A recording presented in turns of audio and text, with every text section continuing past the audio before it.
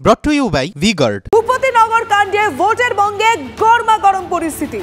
ঘটনার পর 72 ঘন্টা পেরিয়ে গিয়েছে।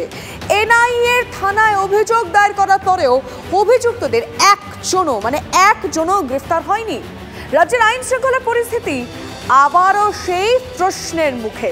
সেখানে পুরনো একটি মামলার অভিযুক্তকে ধরা নিয়ে প্রবল উত্তেজনা ছড়িয়েছে বিজেপি বিধায়ক রবীন্দ্রনাথ মাইতির অফিসে। সূত্রের খবর, আমাদের কাছে যে খবর রয়েছে, অভিযুক্তকে পুলিশ ধাওয়া করলে তিনি বিধায়কের অফিসে ঢুকে পড়েন। অভিযুক্তের পিছনে পিছনে বিধায়কের অফিসে ঢোকেন ভূপতিনগর থানার ওসি ও বিধায়কের মধ্যে বচসা বেঁধে যায়। আর এরপরই ওসির বিরুদ্ধে নির্বাচন কমিশনে অভিযোগ বিজেপি। ওসি গোপাল পাঠককে সরানোর দাবি জানিয়েছে পদ্ম শিবির। নির্দিষ্ট কারণ ছাড়াই দলীয় দফতরে তল্লাশির অভিযোগ করছে বিজেপি। আর এদিকে দেখুন, ভূপতিনগর কাণ্ডে এনআইএ আধিকারিকদের তলব করা হয়েছে। অভিযোগকারী ও যখন এনআইএ অফিসারদের তলব করা হয়েছে। হামলার ঘটনায় বয়ান রেকর্ডের জন্য নোটিশ দেয় পুলিশ। জখম আধিকারিককে মেডিকেল রিপোর্ট আনতে বলা হয়েছে। 3 জন গ্রামবাসীকেও জিজ্ঞাসাবাদের জন্য তলব করেছে জেলা পুলিশ। এনআইএ আধিকারিকদের ওপর হামলার ঘটনায় এনআইএ আধিকারিকদেরই নোটিশ পাঠালো ভূপতিনগর পুলিশ। তদন্তের জন্য যে এনআইএ আধিকারিক এনআইএর পক্ষ থেকে অভিযোগ করেছিলেন সেই আধিকারিক এবং যিনি ওই দিনের ঘটনায় আহত হয়েছিলেন তাদের নোটিশ পাঠানো হয়েছে। আহত আধিকারিকের মেডিকেল রিপোর্ট চেয়ে পাঠানো হয়েছে এবং ওই ঘটনায় যে গাড়ি ক্ষতিগ্রস্ত হয়েছিল সেই গাড়িও ভূপতিনগর থানায় জমা দিতে বলা হয়েছে তদন্তের স্বার্থে। অর্থাৎ কোথাও যেন শাহজাহান কাণ্ডের পুনরাবৃত্তি দেখা যাচ্ছে ভূপতিনগরেও। তার কারণ সেই সময়ও শাহজাহান কাণ্ডেও দেখা গিয়েছিল বসিরহাট জেলা পুলিশ এবং বনগাঁ জেলা পুলিশ ইডি আধিকারিকদের বয়ান রেকর্ড করার উপর বেশি জোর দিয়েছিলেন অভিযুক্তদের ধরার থেকে। আর সেটাই ভূপতিনগরের ক্ষেত্রেও দেখা যাচ্ছে। সেখানে অভিযুক্তরা খোলা ঘুরে বেড়ালেও এনআইএ আধিকারিকদের বয়ান রেকর্ড করবার জন্য অনেক বেশি তৎপর জেলা পুলিশ এবং সেইখান থেকেই প্রশ্ন উঠছে রাজ্য পুলিশের ভূমিকা নিয়ে। ক্যামেরায় মনোজের সঙ্গে সিজার, TV9 বাংলা।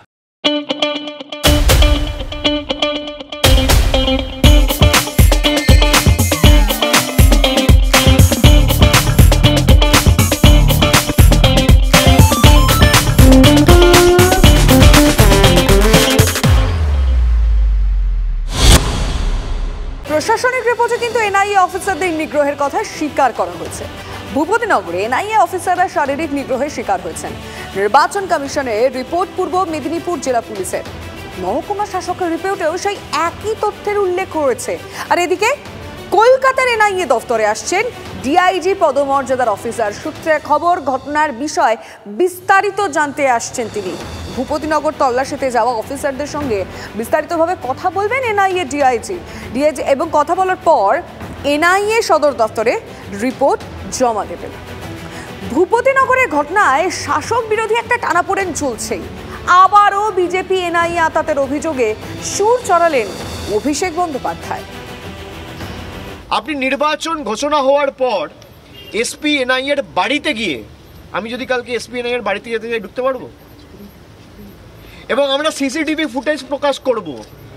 জিতিন তিওয়ারি যখন ঢুকছে তাকে একজন লোক রিসিভ করছে, যে সেই এসপি এনআইএ ধনরাম সিং এর বাড়িতে কর্তব্যরত কাজ করে, বেরোচ্ছে তাকে ছেড়ে দিচ্ছে নিচ অব্দি। আজকে এই প্রমাণগুলো থাকার পর কেন নির্বাচন কমিশন এনআইএ ডিরেক্টর এনআইএ এসপিকে সরাবে না? 48 ঘন্টার ব্যবধানে যদি দুবার বাংলায় ডিজি চেঞ্জ হতে পারে, খালি বিজেপির নেতারা অভিযোগ করছে বলে, বিজেপির প্রতিনিধিরা অভিযোগ করছে বলে, এমএলএরা বলছে বলে, বিজেপির রাজ্য সভাপতি বিরোধী দলনেতা বলছে বলে 4টে ডিএম চেঞ্জ হবে, 5টা এসপি চেঞ্জ হবে, সেখানে আমরা যখন প্রকাশ্যে তথ্য আনছি তখন এসপি এনআইএ ডিরেক্টর এনআইএ কেন চেঞ্জ হবে না? এনআইএ এসপিতে নিয়ে বিতর্কের মধ্যে বিস্ফোরক কুণাল ঘোষ। তৃণমূল মুখপাত্রের দাবি, বিজেপির সঙ্গে যোগসাজশের অভিযোগ উঠতেই তড়িঘড়ি দিল্লিতে তলব করা হয়েছে এনআইএ এসপি ধনরাম সিংকে। তার জায়গায় আসছেন পাটনার আইপিএস রাকেশ রসিক। বিতর্কিত মামলাটি এবার তিনি দেখবেন। এক্স হ্যান্ডেলে কুণালের আরও দাবি, তারা ঘটনার পূর্ণাঙ্গ তদন্তের দাবি জানাচ্ছেন। বিজেপির তালিকায় যাদের ধরেছে নিঃশর্তে তাদের আগে মুক্তি দিক, কারণ বিজেপির লিখে দেয়া লিস্ট থেকে অ্যারেস্ট করা হয়েছে। কোর্টে যেগুলো ষড়যন্ত্র বলা হচ্ছে, ওগুলো বিজেপির আইনজীবীরা ড্রাফট করে দিয়েছেন বলে এনআইএ সূত্রে আমাদের কাছে খবর। যে সূত্রে খবর এসেছিল ডিআর সিং এর বাড়িতে জিতেন তেওয়ারি গেছে, একই সূত্র বলছে বিজেপির লয়াররা ড্রাফট পাঠাচ্ছে, সেই ড্রাফট কোর্টে জমা দিচ্ছে এনআইএ।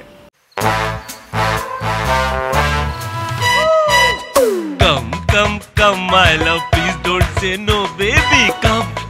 Come, my love. V-Guard-এর air coolers extra large cooling pads সহ যা বড় বড় মহারথীকেও ঠান্ডা করে দেয়। V-Guard air coolers, long lasting cooling. ভূপতিনগরে এনআইএর ওপর হামলা প্রসঙ্গে তৃণমূলকে তীব্র আক্রমণ করেছে বিজেপি। সত্যকে চাপা দিতেই কেন্দ্রীয় এজেন্সির ওপর হামলা চালাচ্ছে শাসক দল। মন্তব্য উত্তর কলকাতার বিজেপি প্রার্থী তাপস রায়। সত্য উদ্ঘাটিত হয়ে যাবে, আনার্থ হয়ে যাবে, তার জন্য তারা মারধর করছে, আক্রমণ করছে, সেটা থেকে দৃষ্টি ঘুরিয়ে দেওয়ার জন্য। তো সুতরাং এটা মানুষ বুঝতে পারছে, এবং তাদের যখন পুলিশ বা ডিডি বা সিআইডি তদন্ত করে, তখন কি এটা করা হয়? ভারতবর্ষের অন্যান্য জায়গায় তো এটা ঘটনা যে ইডি এবং সিবিআই তদন্ত করছে বা গ্রেপ্তার করেছে। কোনো জায়গায় এই ধরনের ঘটনা ঘটেছে বা যা বাংলায় ঘটলো বা ঘটছে, সে সন্দেশখালী হোক, ভূপতিনগর হোক বা অন্যান্য জায়গায় হোক। একদিকে রাজ্যে এনআইএ-কে ঘিরে হুলস্থুল কোন পর্যায়ে তা তো আমরা দেখতেই পাচ্ছি, আর ওদিকে দিল্লিতে পর্যন্ত কাল থেকে তুলকালাম চলছে। আজকে পরিস্থিতি খানিকটা শান্ত হলেও বটে। এনআইএ অভিযান বিতর্কে চরমে সংঘাত। দিল্লিতে মন্দির মার্গ থানায় কাল নিয়ে যাওয়া হয়েছিল তৃণমূলের প্রতিনিধি দলের সদস্যদের, আর এরপর থেকে যে ধর্ণা শুরু থানা চত্বরে তা চলল আজ বিকেল 4:30 পর্যন্ত। তারপর বাইরে বের হলেন তৃণমূলের নেতা নেত্রীরা। তার আগে কাল থেকে যেন যুদ্ধের পরিবেশ চলছিল সেখানে। নয়াদিল্লি মন্দির মার্গ থানার তরফে বারবার জানানো হয়, থানা চত্বরে অবস্থানকারী তৃণমূল প্রতিনিধি দলের সদস্যরা সকলেই মুক্ত, কিন্তু বন্ধ ফটকের ওপারেই দিনভর ছিলেন বাংলার শাসক দলের সদস্যরা। কেন্দ্রীয় এজেন্সিকে অপব্যবহারের অভিযোগ তুলে গতকালই দিল্লিতে নির্বাচন কমিশনের অফিসে গিয়ে দেখা করেছিল তৃণমূলের 10 জনের প্রতিনিধি দল। কমিশনের কাছে অভিযোগ এবং দাবি জানিয়ে বাইরে এসে ধর্নায় বসে পড়েন তারা। এরপর তাদের তুলে নিয়ে যাওয়া হয়েছিল থানায়। শুরু হয় পুলিশ এবং তৃণমূলের চরম টানাপোড়েন। अरेस्ट और डिटेंशन कुछ नहीं बताते हुए 12:30 के बाद उन्होंने बताया कि आप छुटकारा आप ले सकते हैं। तो इसीलिए हम जैसे कमिट किए 24 घंटा इसी डिमांड पर हम धरना पे रहेंगे। शांतिपूर्ण धरना में हम इलेक्शन कमीशन के ऑफिस के बाहर से जो स्टार्ट किए वो मंदिर मार्ग पुलिस स्टेशन में 24 घंटा तक हम जारी रखे थे।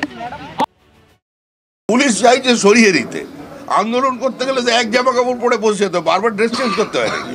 আন্দোলন নয় এটা, আন্দোলন খেলা, অভ্যাস তো নেই এক জামা পরে ঘামের শরীরে মানুষের পাশে থাকা। অত সুন্দর এয়ার কন্ডিশনের মধ্যে বসে থেকেও জামা পরিবর্তন করতে গেছে, হয়ে গেছে, গল্প শেষ। এরই মধ্যে রাতেই ফোনে প্রতিনিধি দলের সঙ্গে কথা বলেন মমতা এবং অভিষেক বন্দ্যোপাধ্যায়। পাশে দাঁড়ানোর বার্তা আসে আপের তরফেও তাদের সমর্থনে, এবং যে সমর্থনের কথা বলছিলেন তাদের সমর্থনে বিক্ষোভে যোগ দেয় आम आदमी पार्टी। सौरभ जी शुक्रिया। अरे माइक नीचे कर दो यार। बेस्ट विशेस एंड शुक्रिया। आप भी हमको पता है आप भी जंग लड़ रहे हैं, हम भी लड़ रहे हैं, और आप सही लड़ रहे हैं, आप भी सही लड़ रहे हैं। आप सहमत हैं? 4 एजेंसी आप नेता সৌরভ ভরদ্বাজ থানায় গিয়ে তৃণমূলের প্রতিনিধিদের সঙ্গে দেখা করেন, সে ছবি দেখছেন, পাশে থাকার আশ্বাস দেন। আর অন্যদিকে দিল্লিতে নির্বাচন কমিশনে আবেদন জানাতে গিয়ে তৃণমূলের প্রতিনিধি দল হেনস্থার শিকার হয়েছে বলে অভিযোগ তুলে গতকাল রাতে রাজ্যপাল সিভি আনন্দ বোসের সঙ্গে দেখা করেন তৃণমূলের সর্বভারতীয় সাধারণ সম্পাদক অভিষেক বন্দ্যোপাধ্যায়।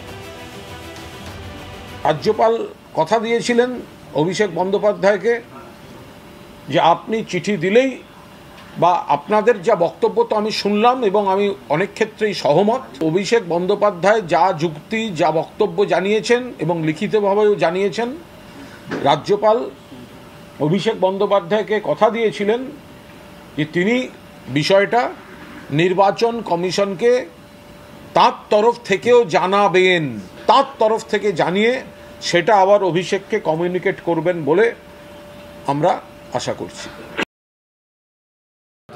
দাবি তো তুলতে পারে, বহু দাবি তো তারা তুলেছে। নিজেরা কটা দাবি বাংলার মানুষের বা বাংলার বিরোধী দলগুলোর কটা দাবি তারা রাখে বা রেখেছে।